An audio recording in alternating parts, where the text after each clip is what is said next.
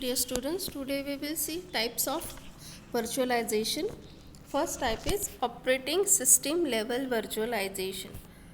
So this operating system level virtualization offers to create the different and separated execution environment. Separated execution environments for applications that are managed concurrently. Different from hardware virtualization. In the hardware virtualization there is a virtual machine manager that is called as a hypervisor, but the hypervisor is not present in the operating system virtualization. But here the virtualization is done within a single operating system where the OS kernel allow for multiple isolated user space instance. The kernel is responsible for server consolidation, and here the user space instance is used. A user space instance in general contains a proper view of a file system which is completely isolated, which is having a separate IP address, which is having a separate software configurations, and the operating system that are used for the virtualizations are general purpose operating system, time shared operating system with the capability to provide the stronger namespace. So the advantages of this operating system virtualization is, compared to the hardware virtualization, this operating system level virtualization imposes little or no overhead because application directly uses the OS system calls. So there is no need for emulation, there is no need to modify the application to run on them, and there is not to modify the specific hardware.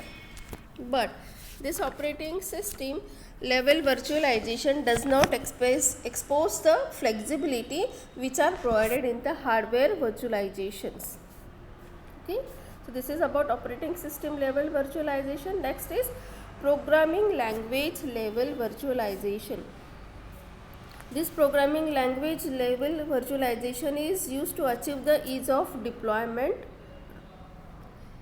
of application. Then it is used for managed execution, it is used for portability across different platform and OS.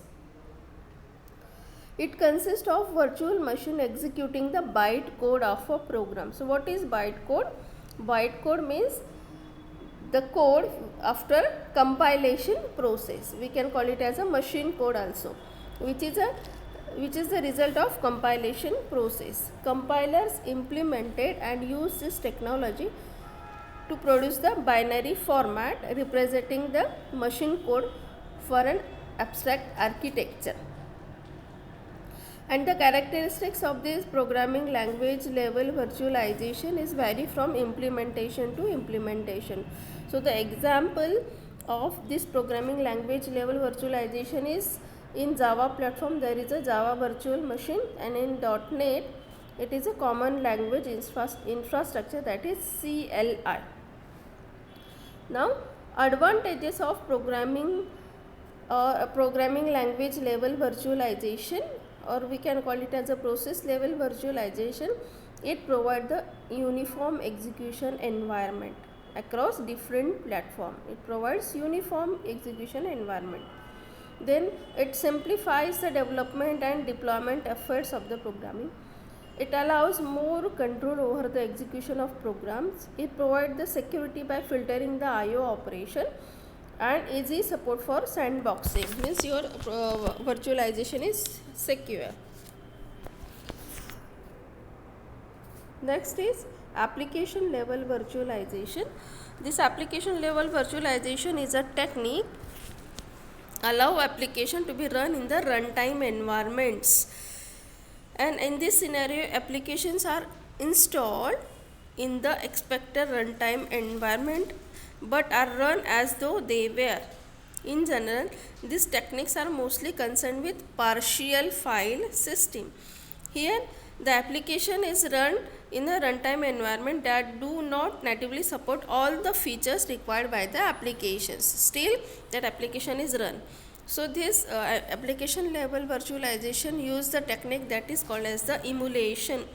and the emulation is performed by a thin layer, a program and operating system component, and that are in charge of executing this application. So emulation can also be used to execute the program binaries. So in this case the two strategies are used, that is interpretation and binary translation. So in interpretation technique, every source instruction is interpreted by an emulator. Okay, so here the interpretation has a minimal startup cost but a huge overhead cost.